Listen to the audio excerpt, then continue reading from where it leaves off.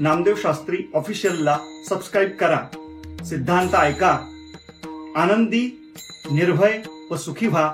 धन्यवाद. असे दिवस जातात, बिना कर्माचे दिवस जातात आणि हताश होतात. म्हातारपणामध्ये लग्न नाही, कीर्तन येत नाही, अभ्यास नाही आणि मग ते उदास चेहरे जेव्हा आम्हाला भेटतात, महाराज धोतर आहे का? धोतर वाटण्याची क्षमता असणारं जीवन धोतर मागत फिरावं लागतं. हे मी दृष्टांत दिलाय. नाहीतर व्यवहारातल्या माणसाला श्रेष्ठ होता येतं. भीक मागत फिरू नका. हे कर्माचं जीवन आहे. दिवसाचे 12 तास आहेत, त्याचं विभाजन करा. युधिष्ठिराला सांगत असताना महर्षी व्यास सांगतायत, सकाळी उठल्याबरोबर पहिल्यांदा शरीर चांगलं असलं पाहिजे. योग करा, व्यायाम करा, नाश्ता करा भरपेट आणि कालच्या दिवसाचा आढावा घ्या. किती सुंदर वचन आहेत. म्हणजे काय? आपल्या बँकेत किती पैसे जमा आहेत, किती खर्च केला आपण काल, शिल्लक किती आहेत, कालच्या दिवसाचा, बरं का, वर्षाचा नाही म्हणत मी. राज्यकोष याचा आढावा घ्या. मासिक खर्च किती आहेत, नोकर किती आहेत, खर्च किती होतोय, इन्कम किती आहे आणि आपला खर्च किती आहे. राजाने हा विचार केलाच पाहिजेत. आणि हा विचार झाला आपल्या मंत्र्यांना बोलवून. आपल्या राज्यकोशाची, त्याला आत्ताच्या भाषेत GDP म्हणतात, याची परिस्थिती काय, सगळा अभ्यास झाल्यानंतर पुढचा टाइम 10 ते 1-2 वाजेपर्यंत फक्त पैसा देणाऱ्या लोकांनाच राजाने भेटलं पाहिजे. नाही कळालं? आत्ताच्या भाषेमध्ये पेपरला तुम्ही कधी कधी वाचत असाल, उद्योग आणले, ऐकताय ना, त्याचा हा अर्थ आहे. आपल्या राज्यामध्ये उद्योग आणले, नोकऱ्या दिल्या, टॅक्स वाढला, हे इन्कम आहे राजाचं. उद्योग दिले, उद्योग करायला लावले, याचा अर्थच हा आहे. म्हणून जे आपल्या राज्याला पैशाने समृद्ध करणारी माणसं आहेत, फक्त 2 वाजेपर्यंत त्यांची भेट घ्यायची. 10 ते, नाही कळतंय तुम्हाला, राजाचं सांगतोय तुम्हाला. आणि 2ला जेवायला बसायचं. जेवताना एकटं जेवायचं नाही, ज्यांच्याकडून पैसे काढायचे त्यांना बसवा. म्हणून तुम्ही दुसरा शब्द ऐकला असेल, परदेशातले मंत्री आलेत, अध्यक्ष आलेत, त्यांना राज, ऐकले ना, राजभोजन पार्टी म्हणतात त्याला आत्ताच्या भाषेत. विदेशातला माणूस आला, मंत्री आला, मग संध्याकाळी त्याला पार्टी ठेवतात. राजभोग, राजभोजन हे संस्कृतमध्ये शब्द आहेत. आणि आता आदरातिथ्य असा नियम आहे त्याचा. आणि मग 2 तास पब्लिकला भेटा. किती तास पब्लिकला भेटा, त्यांच्या समस्या ऐका, त्याच्यावर विचार करा, त्याच्यावर कमिटी नेमा. हे 5000 वर्षापूर्वीचे श्लोक आहेत बरं का. कमिटी नेमा आणि मग संध्याकाळी पुन्हा व्यायाम करा, जेवण करा, आराम करा. असा जर दिवस गेला, राज्य रोज पैशाने वाढेल. आणि राज्य कोश जर वाढला तर रस्ते होतील, तर इमारती तयार होतील, तर एज्युकेशन तयार होईल. जर टॅक्सच नाही आला, एज्युकेशनच नाही आलं, तुम्ही माझ्या समोर बसलेले आहेत ना, जर मी तुम्हाला विचारलं इन्कम टॅक्स भरता का, सगळेजण नाही म्हणणार. बरोबर आहे ना? 2-4 लोक असतील बिचारे नोकरीवाले, त्यांचा कटत असेल, नाईलाज आहे त्यांचा. 2-4 व्यापारी म्हणतील आम्ही भरतो इन्कम टॅक्स, पण बाकीचे भरत नाही. चुकीची समजूत आहे तुमची. जेवढे माझ्या समोर बसलेत ना, सगळे इन्कम टॅक्स भरतात. तुम्ही कोणतीही वस्तू विकत घ्या, त्याच्यावर GST देता का नाही तुम्ही? मग त्याचंच नाव टॅक्स आहे. सरकार एवढं वेडं आहे का की तुम्हाला मोकळं सोडेल? GST भरता म्हणजेच इन्कम टॅक्स देत आहेत. तो GST राज्य कोशात जातो. रोज राज्यकोश वाढला पाहिजे. मी कर्माचे सिद्धांत सांगतोय तुम्हाला. हे जीवन आहे माणसाचं. आपल्याला मिळालेले 12 तास कसे खर्च करायचे त्याची रोज व्यवस्था करा, तर तुम्ही मनुष्य आहात, तर तुमची उत्क्रांती आहे. तास म्हणजे तुमचा पैसा आहे, बोलणं म्हणजे पैसा आहे. न ते जेवण झाले की 3 तास गप्पा आणि नुसते विनोद, आणि त्या विनोदामध्ये कोणाच्या तरी जीवन चरित्राशी टिंगल, याने असं केलं त्याने तसं केलं, त्याने झालं आयुष्य खलास. खर्च करू नका. हे 3रा 4था अध्याय 5वा अध्याय. कर्म केल्याशिवाय तुमची आमची सुटका नाही, आणि हेच कर्म तुम्हाला मोठं करतं. म्हणून ईश्वराला मानण्याची गरज नाही असं श्रीमंताला वाटतं. म्हणून आपण बोलताना त्यांचं ऐकतो ना, जगात सगळं पैसाच करतो, पैसा असला तर सगळं करता येतं. अरे पण पैसा कमवण्यासाठी कर्म लागतं, लक्षात येते. पैसा श्रेष्ठ आहेत, अर्थ श्रेष्ठ आहेत, पण कर्मानी येतो. आता ते कर्म कोणतं केलं पाहिजे, झटपट कसं श्रीमंत झालं पाहिजे, त्याचे मार्ग मी ज्ञानेश्वरीतून सांगत नाही तुम्हाला, नाही तर तेच तुम्ही घ्याल. म्हणून कर्म करणं हा आपला अधिकार आहे, आपली बैठक आहेत, आपलं चिंतन आहेत, आणि हा ज्ञानोबांचा संदेश आहे. आणि जो कर्म करतो भगवंत त्याला आशीर्वाद देतात, आणि तो आशीर्वाद वैराग्याचा असतो.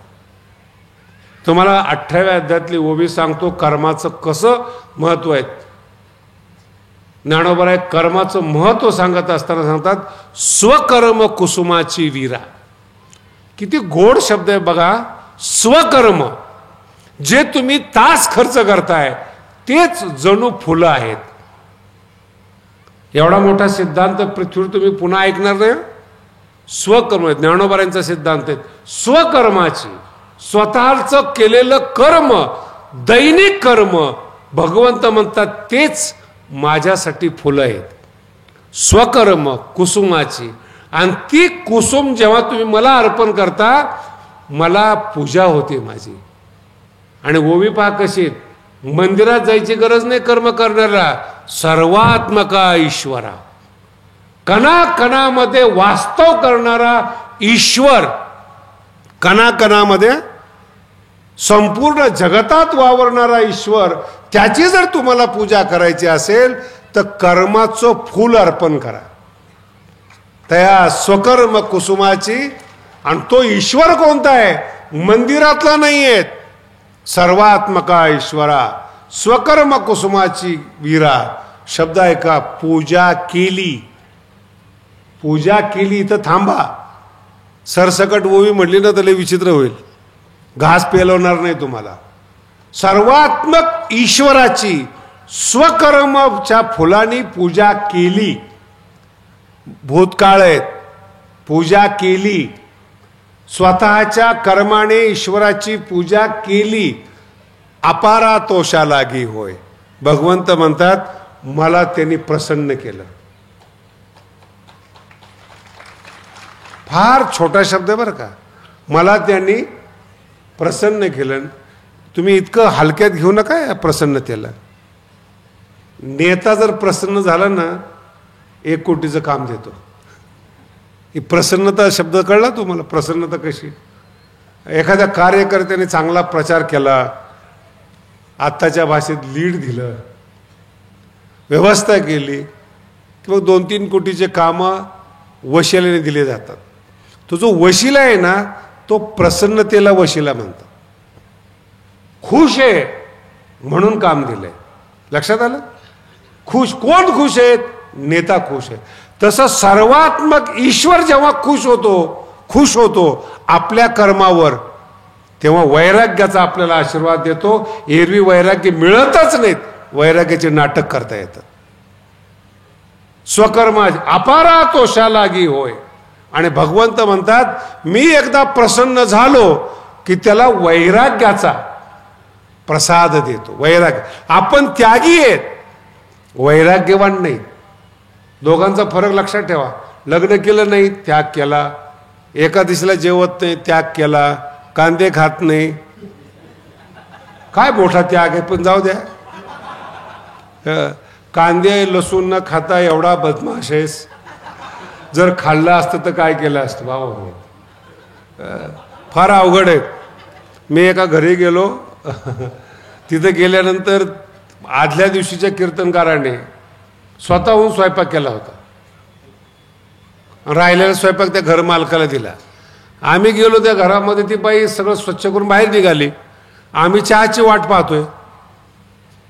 अर्ध्या तासाने ती बाई आली, आम्हालाच म्हणते ती, का हो स्वयंपाक नाही केला तुम्ही? म्हणलं आम्ही कीर्तन करायला आलोय, स्वयंपाक करायला नाही. म्हणजे कालचे कीर्तनकार हाताने स्वयंपाक करत होते, आमची पंचायत ना. म्हणलं असं नाही काही, तुम्ही चांगला स्वयंपाक करा. पुन्हा विचारलं, कांदा लसूण खाणार का? लक्षात येते का? तुम्हाला एक रहस्य जाता जाता सांगून जातो. असं का? हे याच्यामध्ये ना कांदा किंवा लसूण किंवा निषिद्ध आहार जो आहे ना, तो आपल्यामध्ये बळ आणतो, बळ, ताकद आणतो. आणि परमार्थ करत असताना ताकद शरीराची कमी पाहिजे म्हणून ते खायचं नाहीत. हे ज्याला माहीत नाहीत त्याने असा त्याग करून उपयोग होत नाही. ते उलट रागवतं. ते राग कमी करण्याकरता लसूण खायचा नाही. तुम्हाला तरी कळलं का? कांदा लसूण का खायचं नाही? राग कमी व्हावा. आणि हे न खाता जर रागवत असेल तर खाल्ल्यानंतर किती राग वाढेल याचा. त्याच्यापेक्षा म्हणून का खायचं नाही? सात्विक जेवण साधकाचं का असावं? बुद्धी शांत असली पाहिजे. म्हणून मी पहिल्या दिवशी या गोष्टीचा थोडा उल्लेख केला. मी तुम्हाला जाणीवपूर्वक उल्लेख केला की तुम्ही अभ्यास करून बघा. जी लोक चुकीचं खातात तीच बलात्कार करतात, तीच देशद्रोही आहेत, तीच भ्रष्टाचारी आहेत. अन्न आणि ती बुद्धी आपली होऊ नये म्हणून सात्विक अन्न आहेत. पण त्या सात्विक अन्नाचा अहंकार नको. मी खात नाही म्हणून जगाने खाल्लं नाही पाहिजेत, मी सात्विक आहे म्हणून जगाने सात्विक असलं पाहिजेत असं नाही. हाच सांगतो जगात 3 प्रकारचे लोक आहेत, सात्विक, राजस आणि हाच रागवतो पुन्हा. हे असं वागणं चुकीचं आहे. याला म्हणतात चूक. म्हणून उत्तम कर्म करा ईश्वराला प्रसन्न करण्यासाठी. हा शब्द विसरू नका. आपल्या कर्मावर माणसं प्रसन्न नाही झाली पाहिजेत. माणसं काही देऊ पण शकत नाहीत. हो, माणसं वैराग्य देणार आहेत का तुम्हाला? बोला ना. ज्ञान देणार आहेत का माणसं? वर्गणी देतील, प्रेम करतील, अजून काय पाहिजे ते देतील. पण हे सगळं वैराग्याला घातक आहे. म्हणून कर्म उत्तम करा, पूजा म्हणून कर्म करा. आणि त्या पूजेच्या प्रकारामध्ये भगवंत आपल्याला वैराग्याचा प्रसाद देतो. वैराग्य या शब्दाचा अर्थ काय होतो हे आता आपण उद्या पाहू. कारण की मोठा विषय आहे, चांगला विषय आहे. त्याचबरोबर आपल्याला 6वा अध्याय तसा आपल्या काही कामाचा नाही आहे. म्हणून उद्या 6व्या अध्यायाच्या ऐवजी 7वा आणि 8वा अध्याय याचा आपण सारांश म्हणून पुन्हा सांगतो. 3रा, 4था आणि 5वा अध्याय हा कर्मपर आहे. कर्म करा त्याचं मी सारांश आपल्याला सांगितलं. 6व्या अध्यायामध्ये योग आहे. आणि उद्याचा विषय तर इतका सुंदर विषय आहे. मरायचं कसं हे शिकवणारा विषय आहे. उद्या पाहू आपण. पुंडलिक वरदे हरी विठ्ठल ज्ञानेश्वर भगवान बाबा की